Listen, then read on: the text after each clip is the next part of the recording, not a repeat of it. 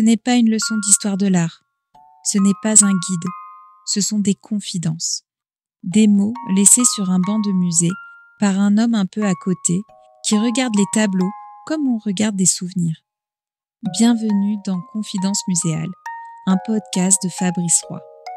Des récits sensibles, un peu de travers, où chaque mot cherche la lumière. Avant que Jean-Sébastien ne commence, il faut vous dire une chose.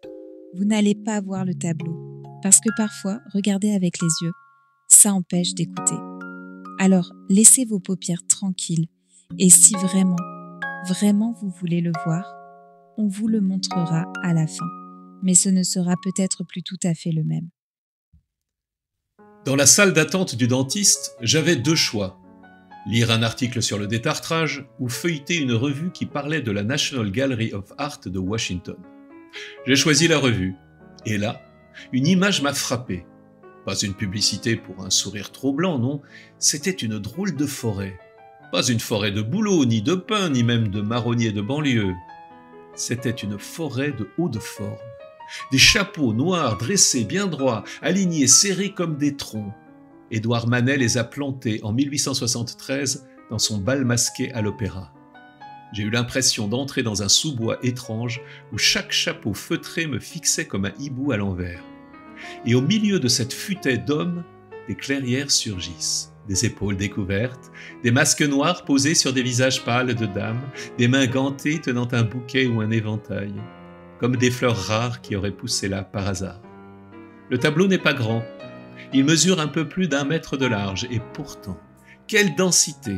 On se retrouve happé dans cette masse compacte comme un promeneur qui aurait eu l'imprudence d'entrer dans un bois trop touffu. Les silhouettes se chevauchent, les visages se confondent, il y a à peine un souffle d'air qui passe.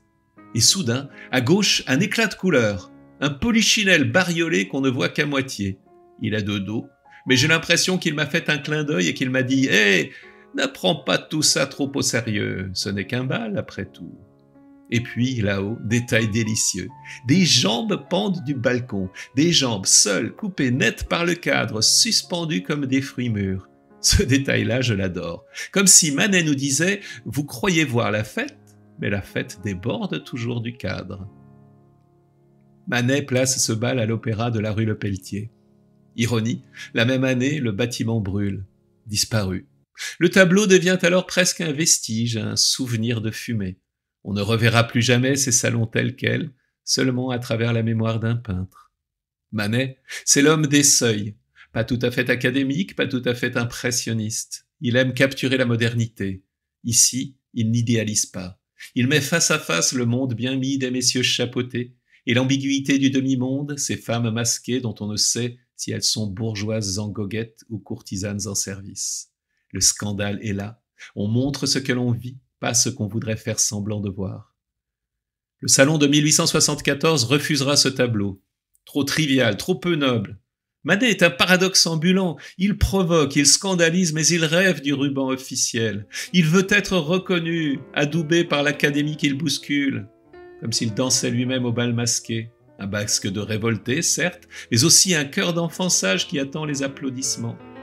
Manet a saisi son époque, comme d'autres ramassent des feuilles mortes dans une allée, pour le simple plaisir de les entendre crisser. Aujourd'hui, ce refus du salon somme un peu comme une médaille.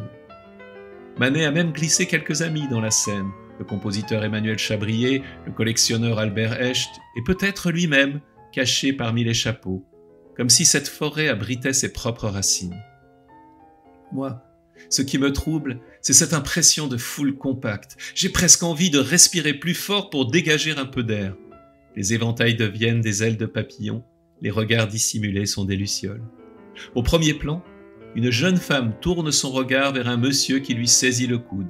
Elle semble lui dire « Pourquoi n'es-tu pas venu dans ma loge hier soir ? J'ai été obligée de sortir dîner avec un vieux barbon qui sentait l'encaustique. » Et lui, qui ne sait trop quoi répondre, lui lâcherait quelque chose du genre « Ma belle, j'ai été retenu par le ministre, tu sais ce que c'est. » Bien sûr qu'elle savait ce que c'était. C'était tout, c'était rien, ou plutôt, c'était elle qui n'était rien.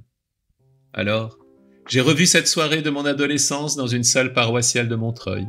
Pas d'opéra, pas de lustre, Des guirlandes en papier, des bancs poussés contre les murs et moi transpirant dans une chemise trop petite.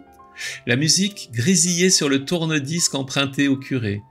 Et j'avais cette impression étrange. Tout le monde portait un masque, même sans déguisement.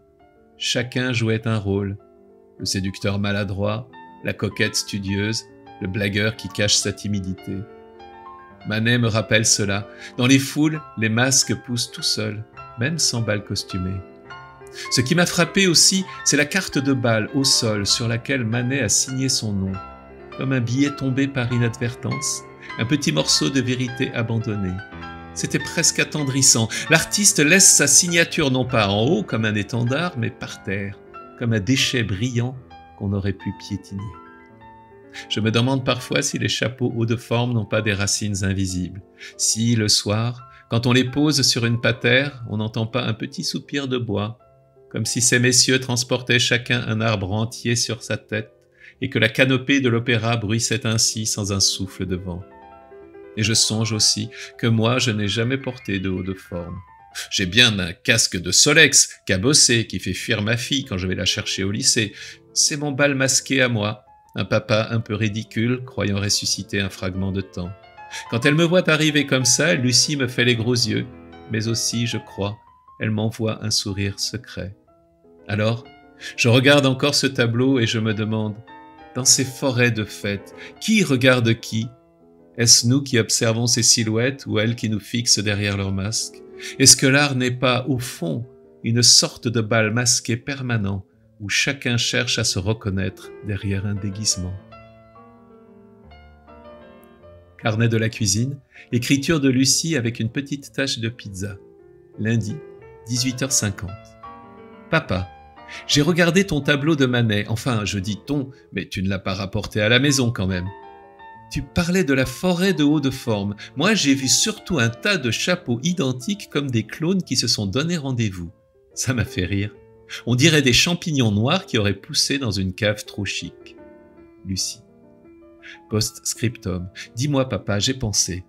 Toi, tu n'aurais pas porté de haut de forme. Peut-être un parapluie plié oublié dans un coin. Et moi, je me serais caché derrière, juste pour voir si tu me reconnais.